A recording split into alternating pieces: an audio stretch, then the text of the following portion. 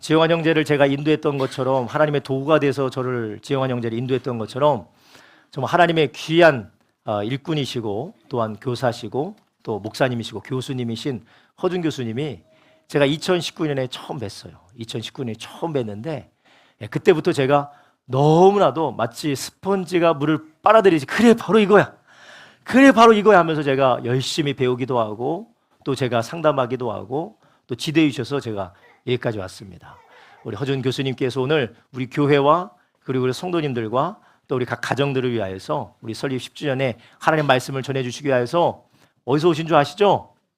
대전에서 오셨어요. 아유, 제가 이 숙소를 잡아드려야 되는데 아유 괜찮으시다고 해서 대전에서 여기까지 숙소 안 잡으셨다는 것도 박수를 치시는 것 같아요. 여기까지 오셨는데 너무나도 정말 우리가 감사한 마음으로 그리고 우리가 사랑의 마음을 담아서 우리 박수로 환영하도록 하겠습니다. 모시겠습니다.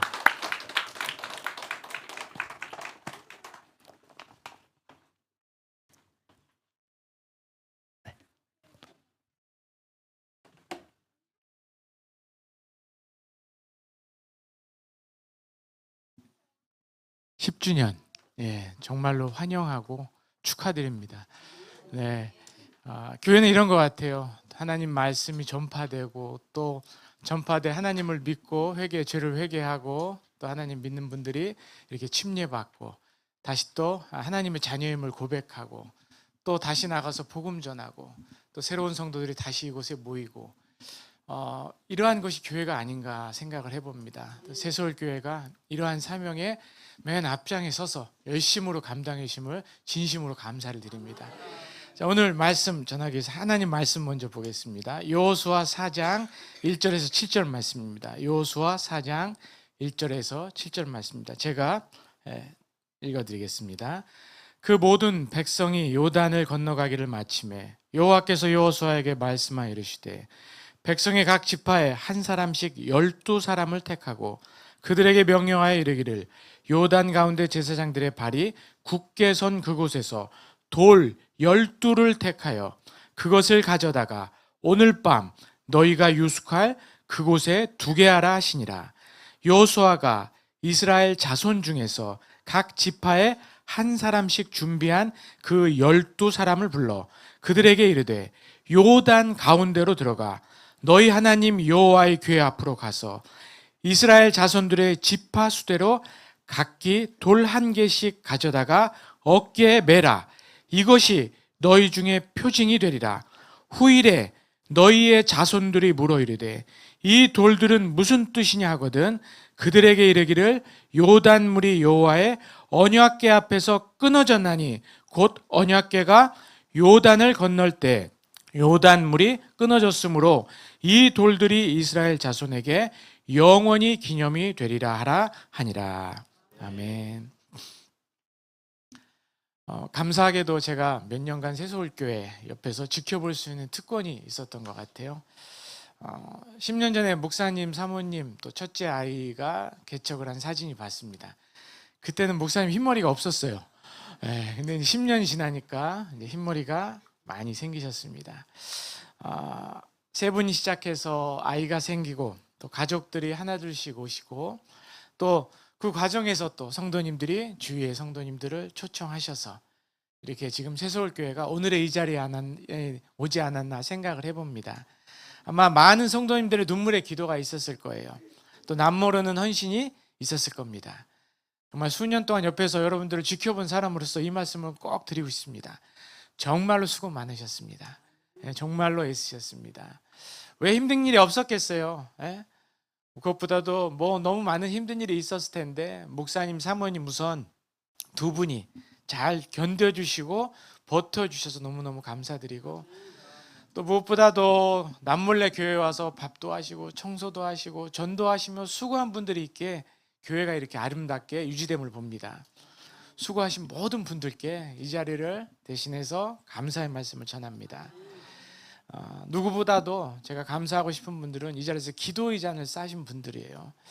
제가 보니까 매년 이렇게 여러분들의 기도 소리가 정말로 우렁차고 강해지는 걸 제가 느낄 수가 있어요. 성령께서 감동시키시는 게 정말 강하구나 하는 걸 제가 느끼게 되고요. 또 말씀으로 인해서 거룩한 삶과 또 충만한 삶들이 여러분 가운데 계속됨을 제가 보게 됩니다. 예, 기도의 자리를 쌓고 또 예배의 자리를 쌓으면서 지켜주신 모든 분들께 박수를 제가 보내고 싶습니다. 서로를 위해서 우리 박수 한번 쳐드리겠습니다. 또 무엇보다도 하나님께 영광의 박수 올려드리겠습니다. 아멘. 10년이에요. 강산이 변하는 10년 동안 여러분들이 걸어오셨습니다. 세 분이 시작한 그 자리가 이렇게 많은 성도님들로 채워졌고, 이제 우리가 얘기할 때 티핑 포인트라고 있죠. 교회도 그런 게 적용이 되는 것 같습니다. 하나님이 때가 되면 은혜를 부어주셔요. 은혜를 부어주셔서 정말로 이 교회가 하나님이 명하신 그 역할을 감당할 수 있게, 그리고 뭐 어떤 일이겠어요. 복음을 전하고 연약한 자들이 이곳에 와서 회복되고 변화받고 삶의 기쁨과 행복을 누리고, 이러한 일들로 여러분들이 살아가시는 그런 분들, 그런 교회로 세워지기를 부탁드립니다.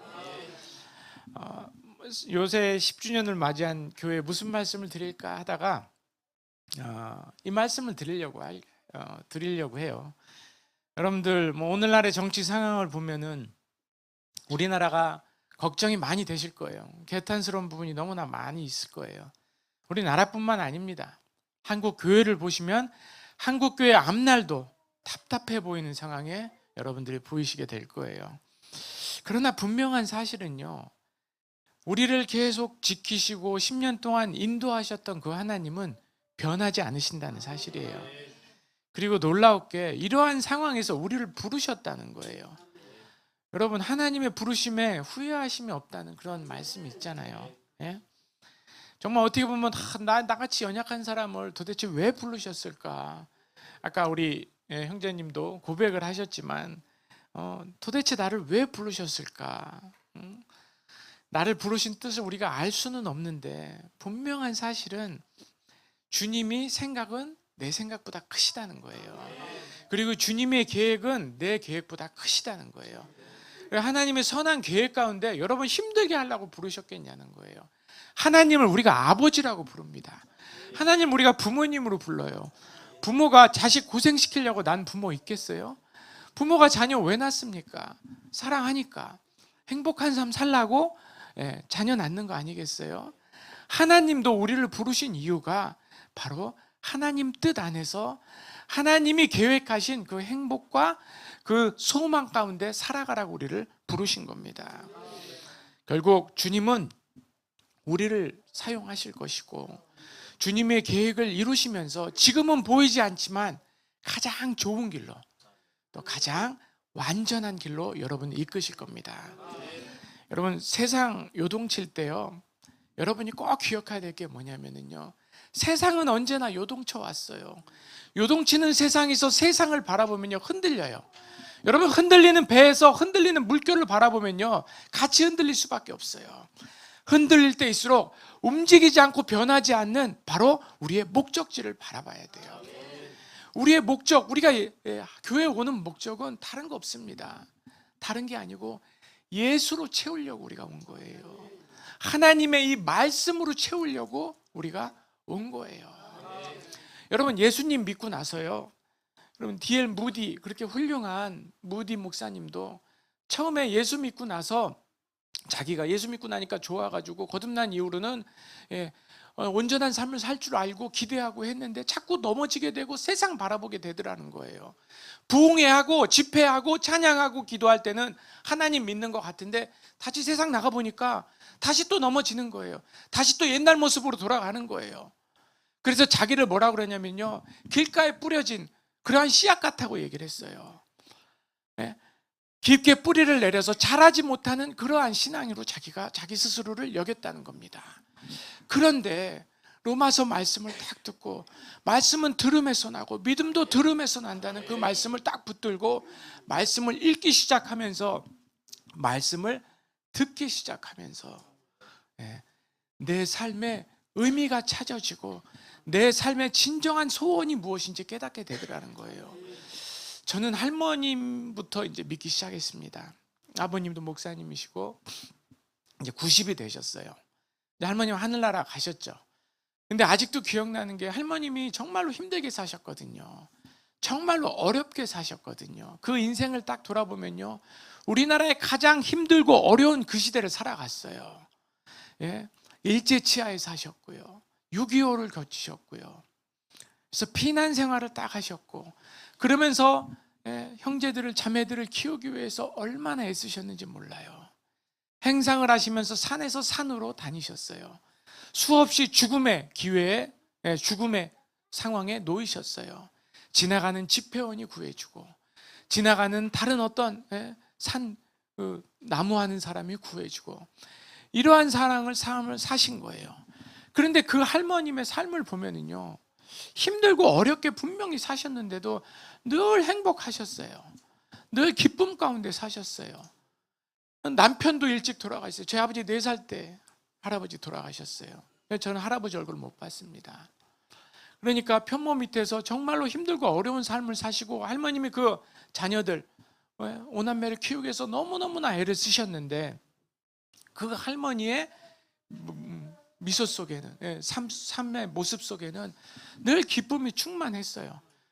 그런데 그 기쁨의 근원이 뭐였나? 제가 기억하는 할머니의 모습은 하루에 3번씩 그냥 예배드리고 말씀 보시고 기도하는 그 모습이었어요. 그런데 제가 다 기억하는 게 뭐냐면, 힘들고 어려울 때 할머님이 저를 이렇게 예배 드리실 때 무릎에 놓고 예배를 드리셨거든요. 그 할머님의 기도가, 그 할머님의 찬송이 박자 음정 하나도 안 맞았어요. 그런데 그 찬송이 제가 힘들 때 이렇게 막 되새겨져요. 되새겨지면서 다시 말씀을 붙들고 다시 일어설 수 있게 해줘요. 여러분, 우리 신앙은요, 이 세상의 공중 권세를 사탄 마귀가 붙잡고 있느냐? 예수 믿어도요, 똑같이 힘들고 똑같은 고난 속에 살아갑니다. 그런데 하나님의 약속은 예수님 붙들고 넘어갈 수 있게 도와주시겠다는 거예요. 이겨낼 수 있게 도와주시겠다는 거예요. 우리 세상은요, 우리가 사는 세상은 늘 이렇게 요동쳐 왔고 앞으로도 요동친다는 거예요. 여러분, 오늘 본문의 배경을 보세요. 출애굽한 이스라엘이요, 광야를 거쳐서 약속의 땅 가나안으로 행군을 하죠. 그런데 그 과정에서 얼마나 많은 어려움과 고난이 있었겠습니까? 그냥 가나안 딱 주시면 되는데, 가나안 딱 주시는 게 아니고 광야에서 40년의 시간을 또 가게 하세요. 그렇게 해서 하나님이 가르쳐 주시려는 것은 딱 한 가지예요.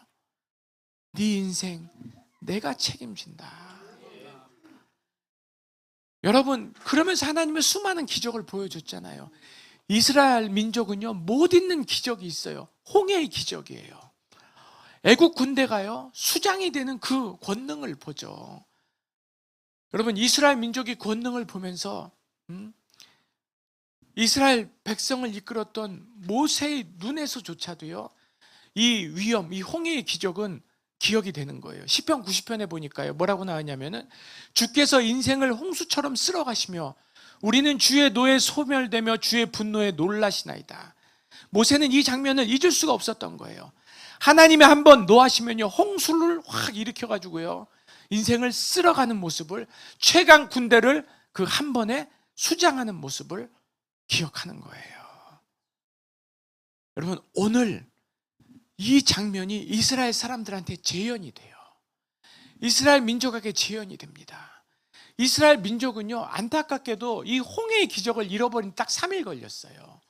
우리의 인생도 똑같아요. 하나님 믿고 하나님 따르면 좋은 일도 있죠. 어떤 거는 또 넘어가도 가죠. 이겨도 지죠. 그런데 그러고 나서 딱 3일 만에 또 잊어버릴 수 있는 게 바로 우리 신앙이에요. 그런데 오늘 바로 요단강에서 홍해와 같은 바로 기적과 같은 사건이 일어나게 돼요. 3장 15절에 보면은요, 이 시기가 요단강이 어떤 시기냐면요, 요단이 곡식을 거두는 시기에는 항상 언덕에 넘치더라. 그러니까 이게 곡식을 거두는 시기인데, 이때는 요단강이 넘치는 시기인 거예요. 곧 위에서부터 흘러내리던 물이 그쳐서 사르단 가까운 매우 멀리 있는 아담 성읍 변두리에 일어나 한 곳에 쌓이고, 아라바의 바다 여매로 향하여 흘러가는 물은 온전히 끊어지매 백성이 여리고 앞으로 바로 건널새 여호와의 언약궤를 맨 제사장들은 요단 가운데 마른 땅에 굳게 섰고, 지금 언약궤를 맨 그 제사장들이요, 요단강을 건너가서 그 중간에 딱 있는 거예요. 근데 백성들이 뭘 보냐? 요단물이 둘로 쫙 갈라지는 거예요. 하나는 바다 쪽으로, 하나는 언덕 쪽으로 쫙 갈라집니다. 그러더니 그 물이 갈라지면 원래 진흙바닥이 나타나야 되잖아요. 뻘이 나타나야 되잖아요. 그런데 홍해의 기적이 똑같이 일어납니다. 어떤 일이 일어나느냐? 마른 땅으로 평지가 딱 나타나는 거예요. 그리고 중간에 이 언약궤를 맨 제사장들이 딱 가게 됩니다. 마치 홍해 바다를 경험했던 그 기적이 다시 재현되는 겁니다. 그래서 이 땅을 이스라엘이 건너갑니다. 이 사건 이후에 여호수아는 백성들로부터 모세와 같은 존경을 얻어요.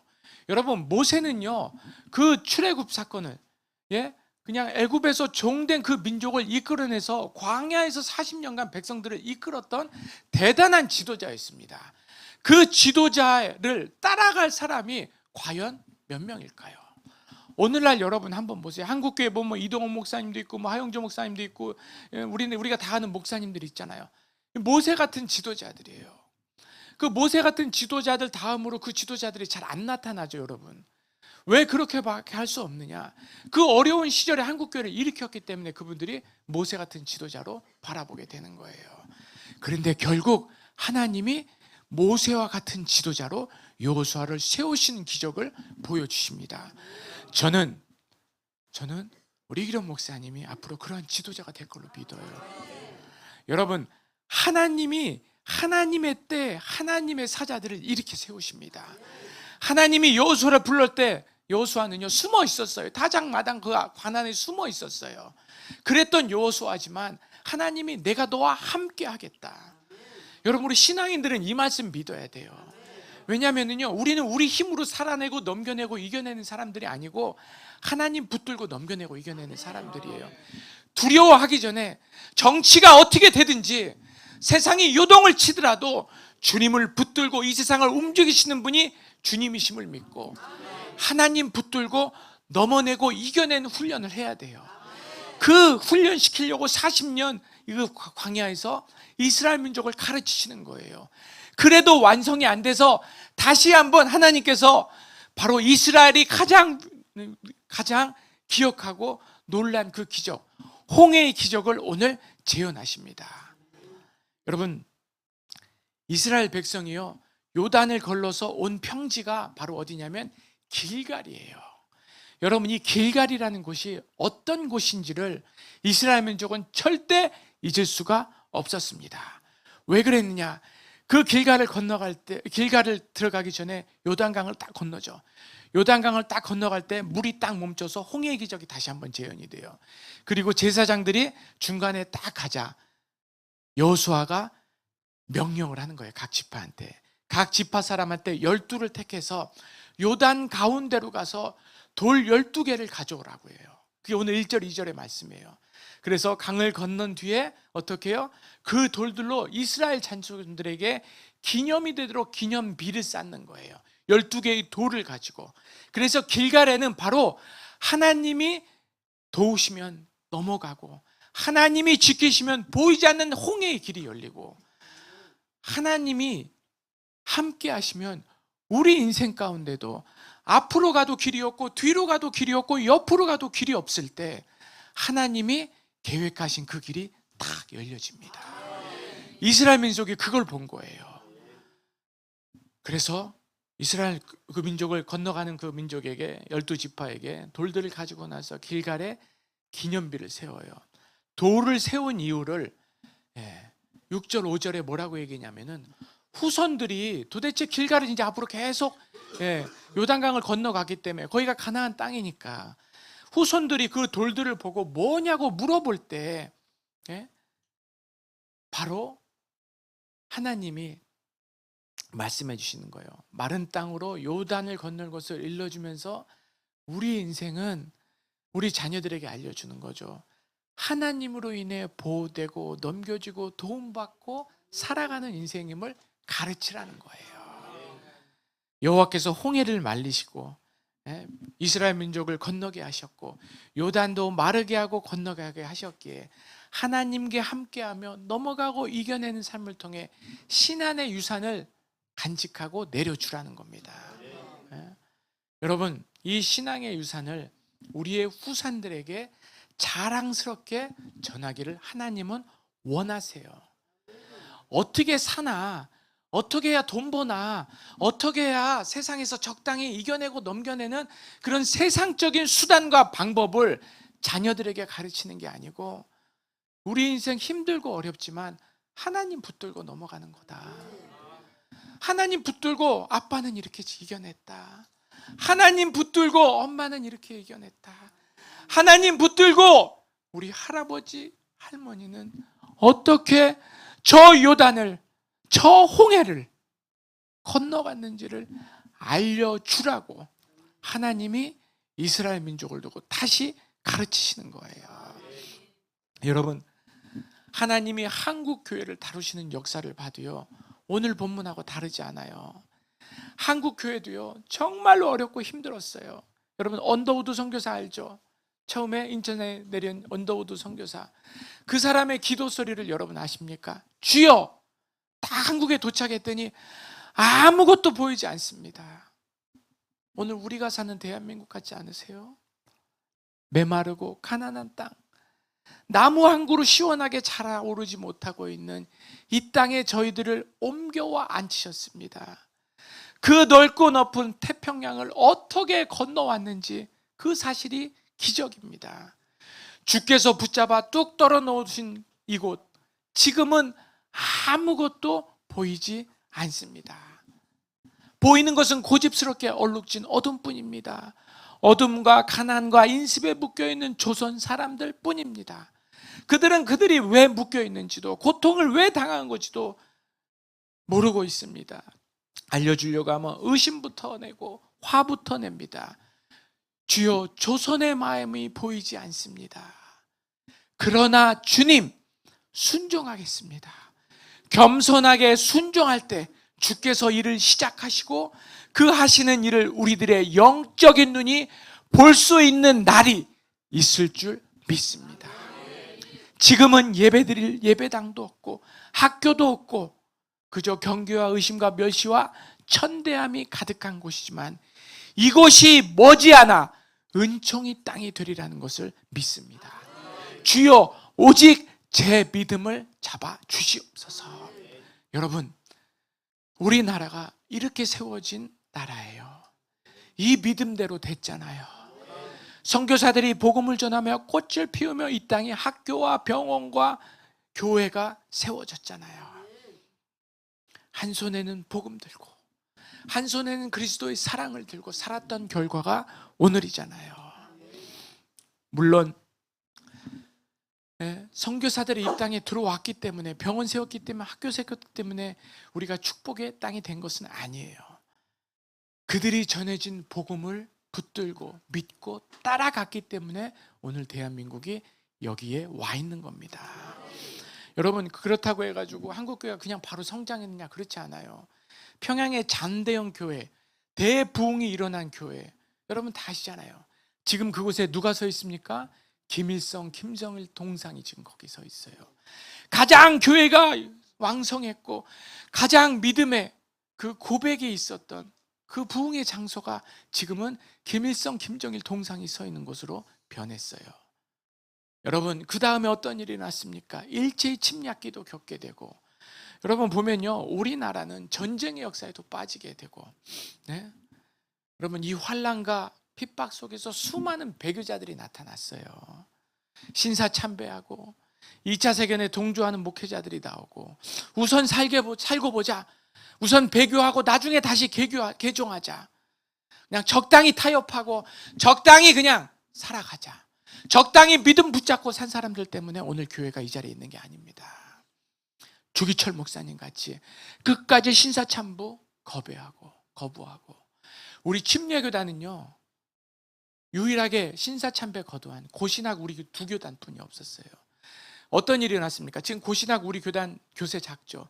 그때 목사님들이 거의 다 죽음을 당하셨어요.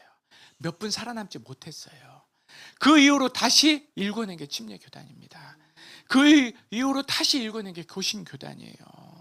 여러분, 복음과 삶의 타협이 없었던 분들, 주기철 목사님과 손양원 목사님 같은 분들,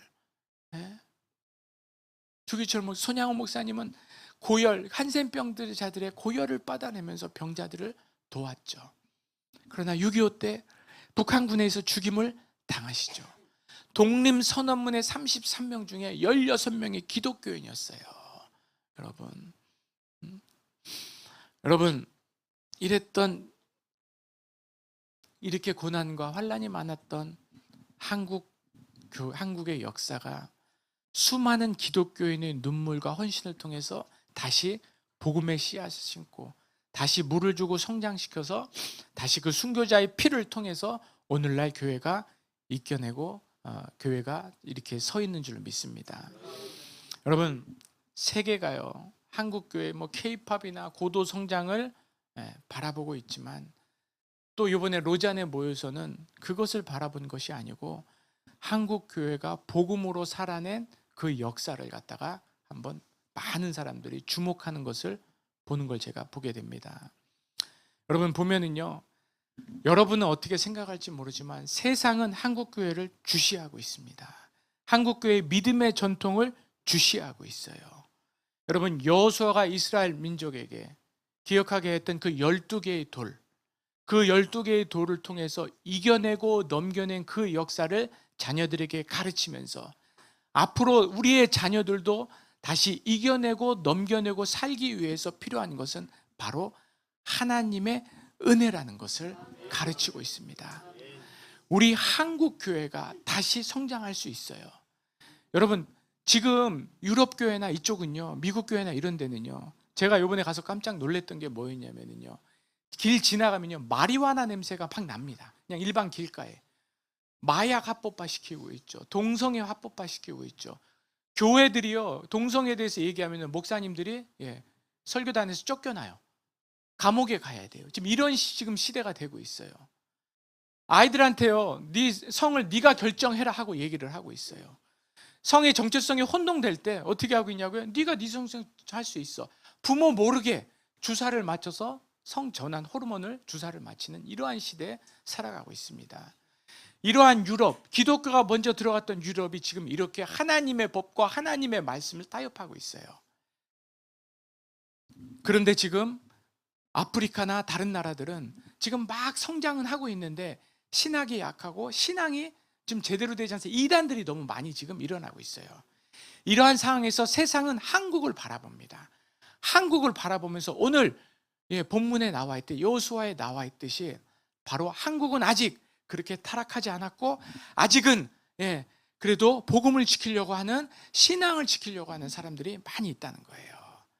그래서 이러한 한국을 바라보면서 한국을 기대하고 있습니다.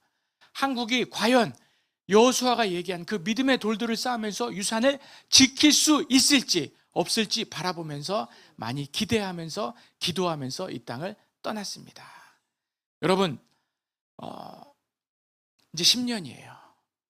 10년 동안 함께 하신 그 은혜를 여러분들이 기억하잖아요.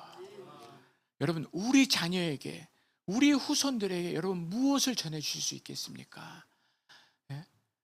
하나님과 함께 하면서 넘어갔던 그 기억, 이스라엘 민족이 쌓아놨던 12개의 돌, 그 돌을 우리 새서울교회가 자녀들에게 유산으로 남겨주심을 통하여서 하나님이 이 교회를 들어서 앞으로 민족을 깨우고 세계를 깨우는 그러한 교회로 성장하실 줄 믿습니다.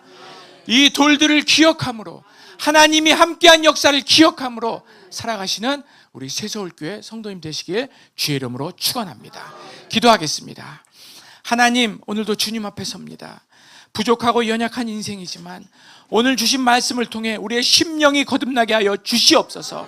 다시 말씀 붙들고 다시 일어서는 인생 될 수 있도록 축복하여 주시옵소서. 오늘 본문에 나오는 이스라엘 민족같이 한국교회 허락하시는 촉을 보며 12개의 돌들을 기억하며 우리 후대에게 믿음의 예를 전하는 새서울교회가 되도록 인도하여 주시옵소서. 주님이 우리를 살리신 신앙의 증거들을 아버지 이웃과 세상에 전하는 교회 될 수 있도록 주여 새서울교회를 축복하여 주시옵소서. 주여 새서울교회 은혜를 더하여 주시옵소서. 이런 목사님에게 능력의 장증을 붙들어 주시옵소서.